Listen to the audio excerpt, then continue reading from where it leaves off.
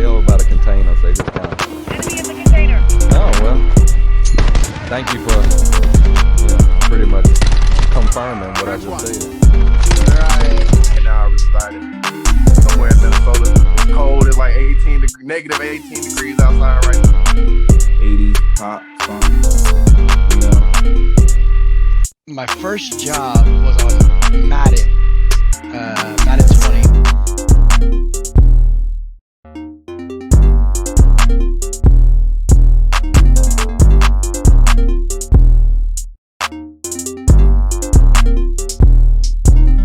Hello, my name is Brittney Seals. I'm the Chief Operations Officer at Esposure. As a Chief Operations Officer, I essentially project manage the entire company.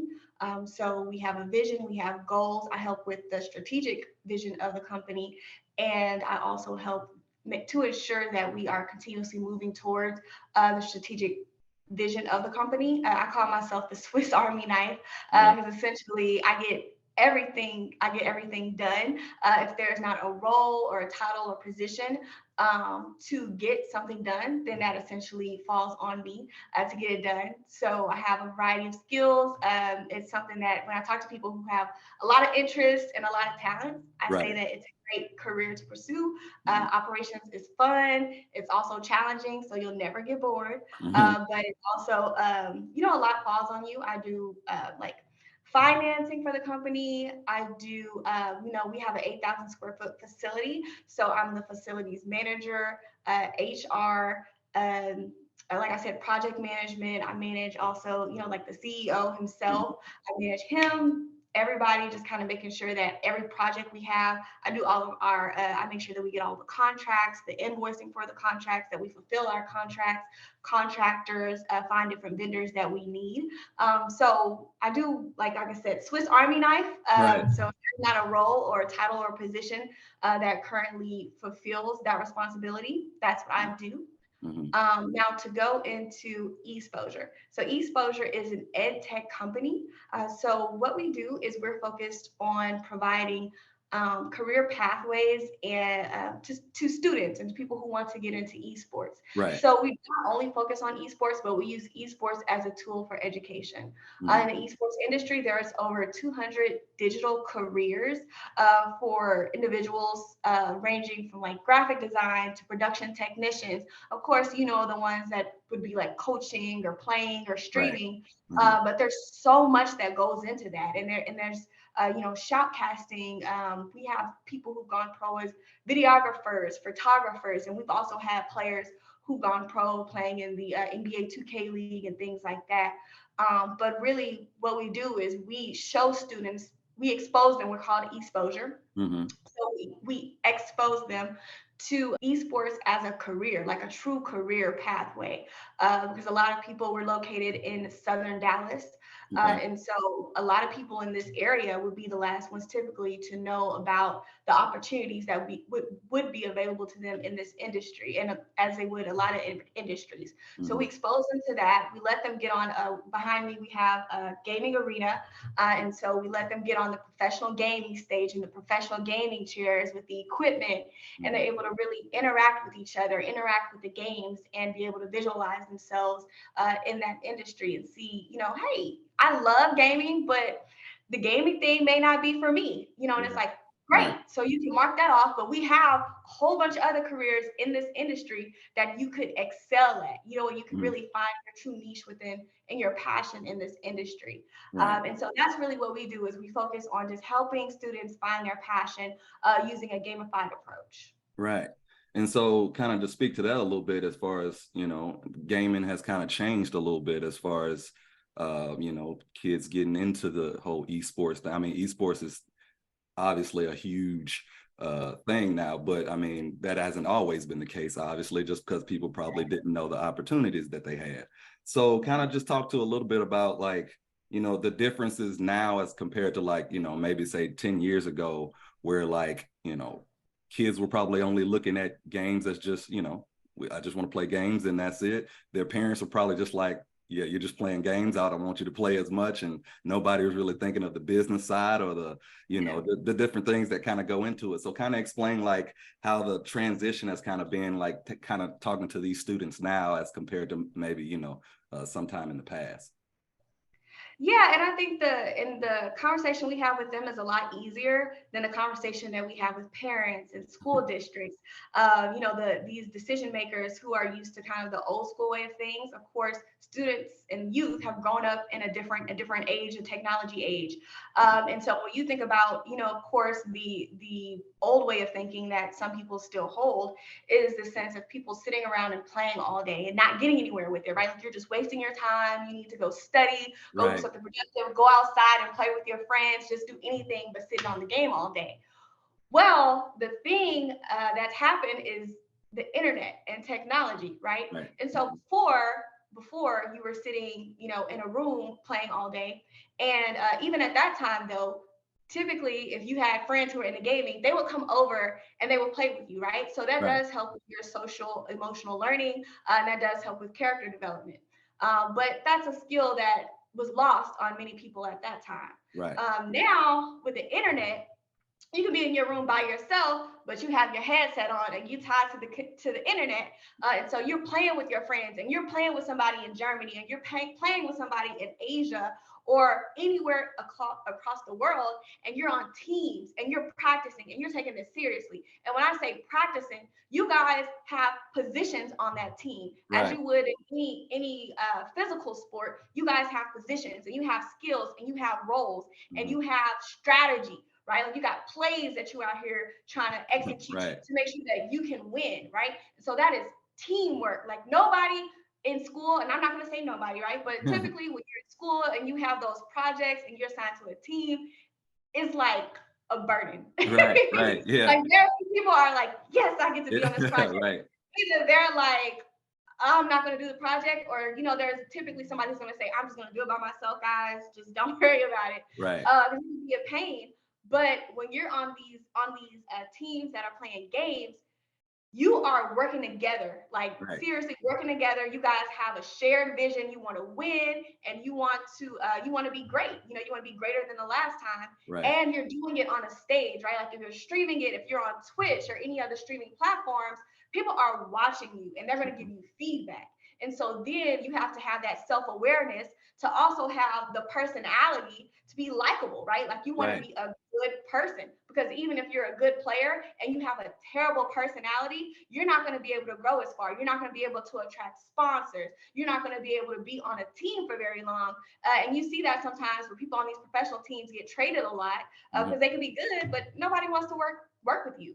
And so it's all of those skills that go into esports, that go into gaming, and it's grown because of the internet, and it's just blown up, right? Like there's sponsors, there's teams, professional organizations, you know, have actually garnered to it. Like I said, the NBA 2K League, right? Like I'm in Dallas, right? So the Dallas Mavericks actually have their own gaming league called Mavs GG, right? And that's the same for many organizations. And so people are really investing in it because they see, hey, like this is a sport, right? This is the sport of the future. It is garnering together so many skills. Like I was talking to someone the other day about simulation racing, right? Like the sim circuit is going to be crazy because then you're tying in, you know, engineering, physics, graphic design, you know, so many different industries that you're tying together. And it's kind of reinventing, and it's kind of going to help a lot of the traditional sports stay relevant and stay modern and stay current. And so when we talk to different teachers and we talk to administrators, superintendents, whoever it is, it's about us showing them, hey, like, don't sleep on it, because if you guys sleep on it, you guys are going to become irrelevant, right? And that's why, you know, schools are coming to us, because they were struggling, and they are struggling to kind of keep students even coming to school outside of actually participating in class and turning in assignments and being engaged, so that, you know, we don't fall behind as a country or as a people as far as our education system. So it's been monumental, the growth of the esports industry. And kind of talk a little bit about like the conversations you're having like with these like different, you know, if you're kind of going to these different schools and these different people who are trying to kind of get into the whole esports and trying to help develop a program, sort of like, you know, a lot of these major programs are doing, like you said, like Dallas is doing. Like, what's the conversations you're having with, like, you know, administrators, with teachers, with, you know, like how is people reacting to like the things that you're kind of telling them goes into all of this? Yeah, so good question. When it comes to the conversations that we're having and how they react, like the administrators, teachers, all of that, how they react to esports. You know, of course, for some of them, it's a slow burn. And for some of them, they get it. They get it. And the ones who get it are typically going to be the ones who, you know, like the principal of the year type of people, right? Like the teacher of the year type of people, the people who are innovative, the people who are actually trying to grasp at the students that they know that they're losing. And so when it comes to them, they're like, I got to do something. At the very minimum, they may not know that they want to go with esports, but they know that they need to search and figure out what they can do to connect with the students. And what we tell them is like, the students are gaming. Everybody's a gamer. You know, if you play it on your phone, you're a gamer. You know what I'm saying? You're playing games. Everybody plays some form of a game. Like, you're going to be hard pressed to find someone who isn't. You know, going back from everybody, I was talking to somebody the other day, like, Oregon Trail had the whole, you know, everybody in the chokehold. You know? And so it's just gaming is not just sitting on your Xbox or PlayStation and playing a game. And so it's about also expanding their understanding of what gaming really is and what it really means. And then also getting them to understand that, hey, like, your kids are gaming and they're spending time gaming. And so instead of trying to fight their, you know, like, you don't want to just fight a behavior, you want to actually kind of work with it to improve it and make it beneficial. And so that's really the conversation that we have with the school districts is, okay, the kids are gaming, so you need to figure out how to teach them through something that they're already doing. How are the kids kind of reacting, as especially now that they know that they can make money gaming and, you know, they can do all of this stuff, get sponsors and all of that? Yeah, and so it's actually fun. It's fun when we get to actually get the kids in here and actually talk to the kids, because, you know, they know what we know, in the sense of, it's like, hey, like, either you can be in a classroom or you can learn through gaming, right? And so if you were in school, what would you choose? Right, you know? right. And so for them, they're like, all right, let me not mess up this opportunity. Otherwise, I'm going to have to go back to the textbooks and the traditional way of school.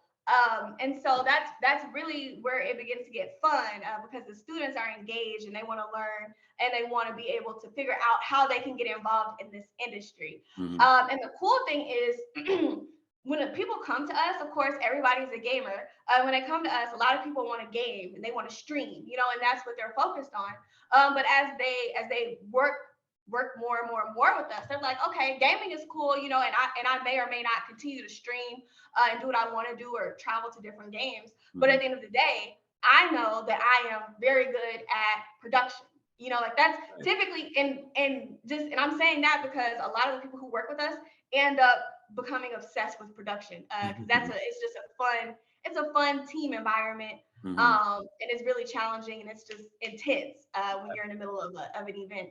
But a lot of them will say, hey, I want to end up in production. You know, I still game, but I want to end up in production, or I want to end up in graphic design, or I want to be on the operations side, which I love because that's my thing. So it's just fun being able to see the students come in with their preconceived idea of what they want to do and then be able to explore it. It opens up a whole new world for them. I know when I was growing up, of course, you know, it was like, you doctor, lawyer, you know, engineer, just the traditional pathways that people speak about in my community. But now this is like a new opportunity to be so much more. And it's tech jobs, which once you get these tech skills, oh my gosh, like, you can really go anywhere, right? Like, tech jobs, tech skills are going to be around forever, and they're only exploding and becoming more important, more relevant. And so the kids love it. You know, the kids love it, and then we're able to provide them with some skills that will help them throughout life, whether they decide to stay in esports or whether they decide to go to other industries. Right. How are you guys seeing the future as far as, like, you know, are we going to be installing different things? You know, are we going to have the kids kind of move in a certain way as far as navigating the different avenues of, all of this new technology coming. Everybody's going to be learning. Everybody's going to be trying to figure it out. So kind of how do you see yourself and see the company kind of pushing down the line in the future as this technology continues to kind of develop itself? Yeah, and the best thing that I love to do is just listen to the students and listen to the younger generations. Naturally, because I grew up in a time period between having internet, not, like I had AOL, dial up, and now, in here we have like 10 gigs, right? So Right. it's a very different system, but the people who are growing up with it and the people who are younger are used to it, and their minds are moving faster with technology, and they're becoming more adept to everything and learning how to learn, like whether it's, you go from YouTube, and now people are more so looking at TikTok to get that information. Right. And so more than anything, I love to interact with the students, and that's why it's important to kind of know the people you're interacting with, because listening to the students, I learned so much. And they're like, hey, you guys need to install this software on your computers, and it'll help you with this. Or you guys should think about doing this so that we can do this.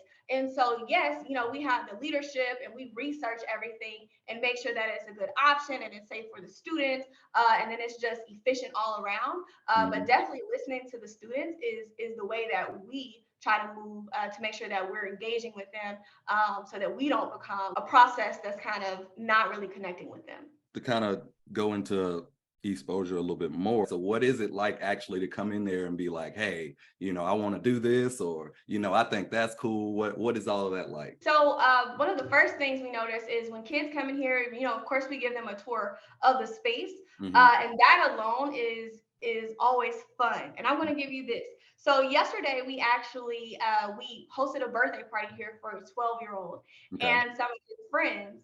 And as soon as we released the kids to get onto the stage, they started screaming. Like I had to look like, are y'all okay? Like seriously, yelling at the top of their lungs. They were so excited. Like they would put on the headsets and they were like, ah! And I was like, okay. I was like, as long as y'all all right, I guess it's fine. Right.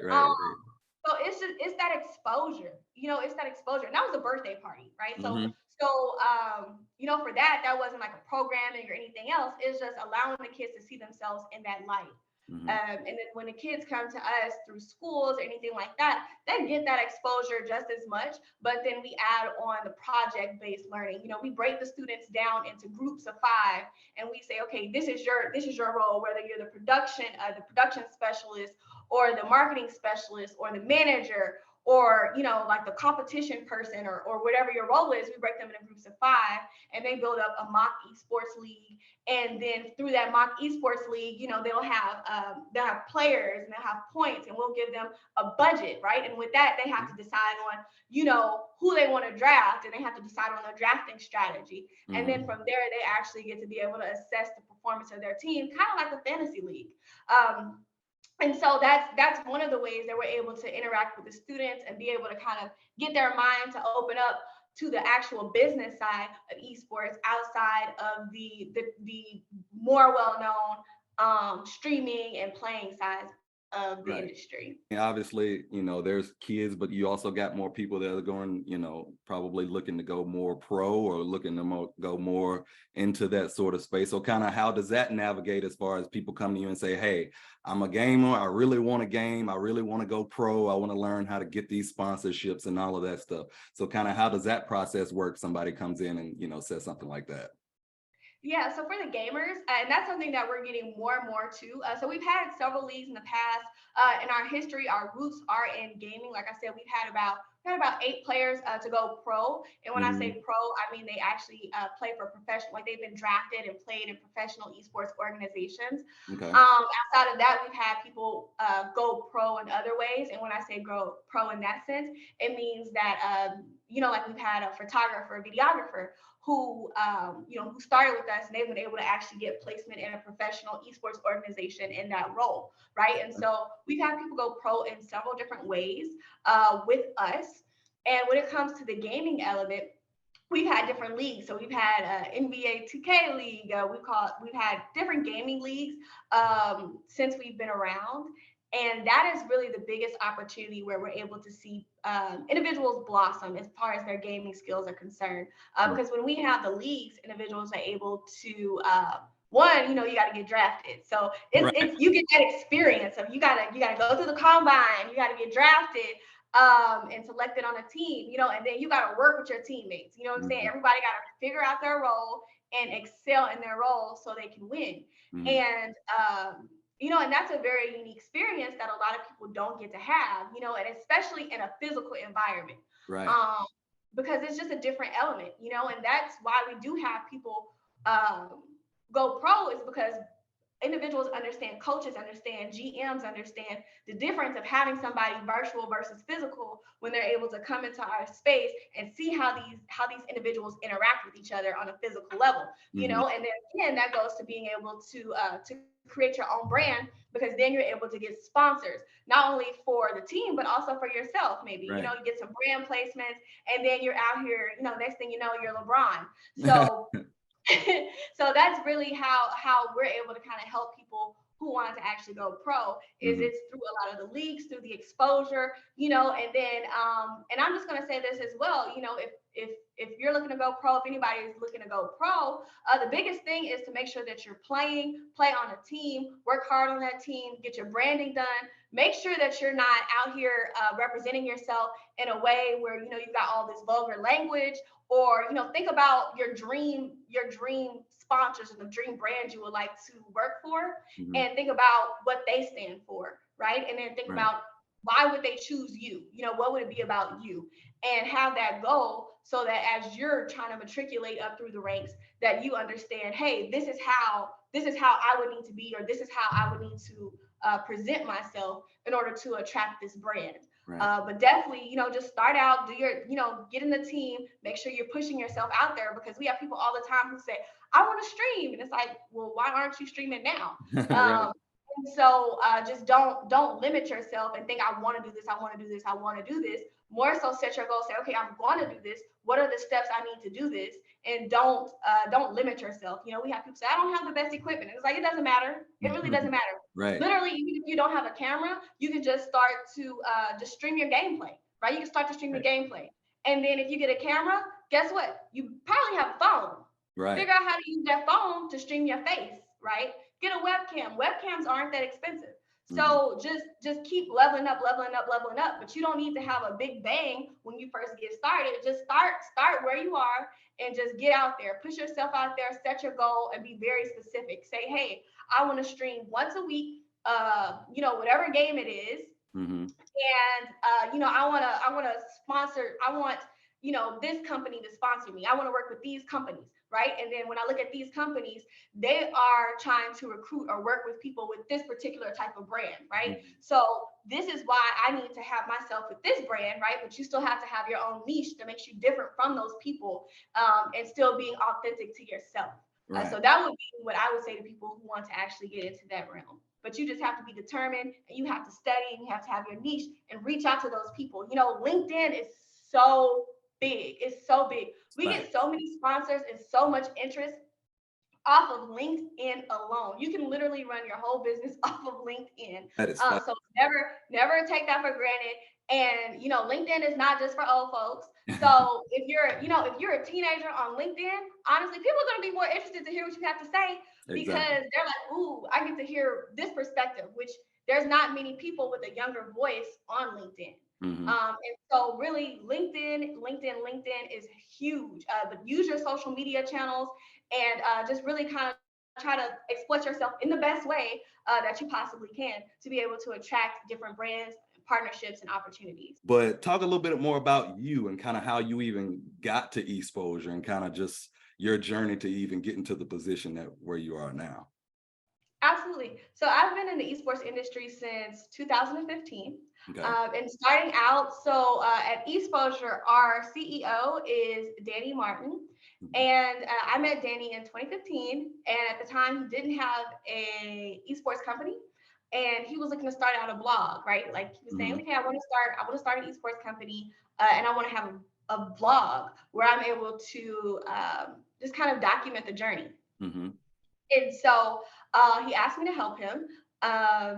And full disclosure, so at that time, he and I were dating, right? And so that's why he was like, okay, well, I was like, I can do it, sure. And never picked up a camera before. I'm like, okay, yeah. So I got it. I had to go purchase a camera. I researched the camera. So that's what I'm saying. Like, don't let anything be your excuse. I didn't know anything. I researched the camera. I went and bought the camera. I taught myself Final Cut Pro, and Photoshop at that time. Now I know like Premiere Pro and all that stuff. But I taught myself how to use the software, how to use the camera. And we just started doing a vlog. Once a week, we did a vlog. It's called The Process Chronicles. I created a website for him. Had never done that before either. But created a website for him on WordPress. And we just started doing a weekly vlog. From there, he was able to really grow his brand and get a lot of interest from a lot of people. And that really started out his foundation. Of course, he did esports stuff back when he was in college. But that really started the foundation that he has now in a large part of the community that he has now. From there, we started another an esports company called Geekleets. And that one was focused really on, it was really heavy on tournaments and gaming, like the tournaments and gaming industry, from the sense of players being able to go pro.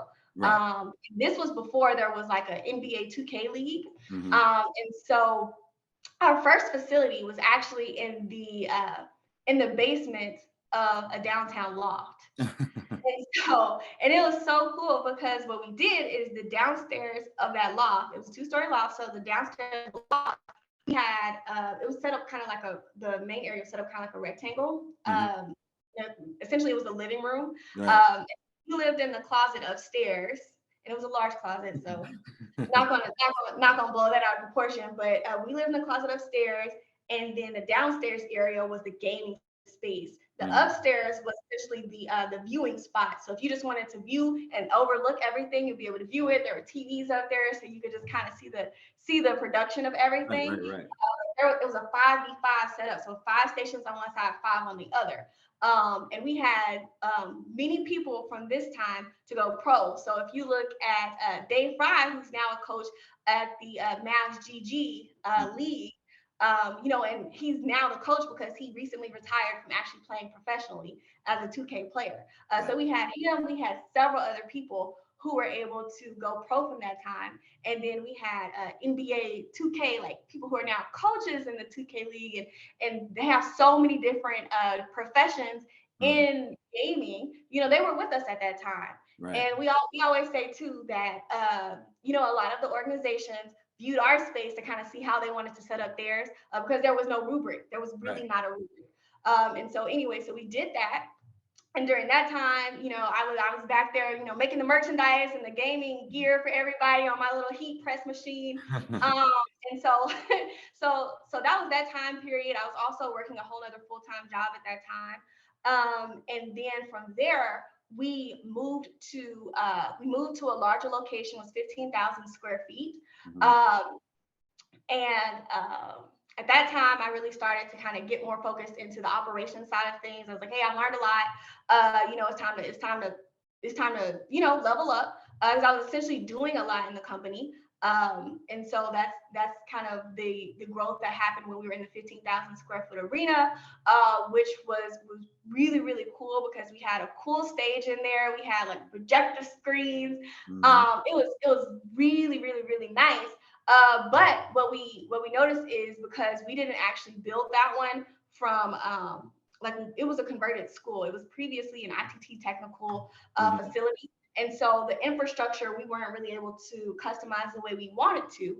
And so then we decided, and then also, COVID happened. So we were like, okay, we actually want to focus more on the education side.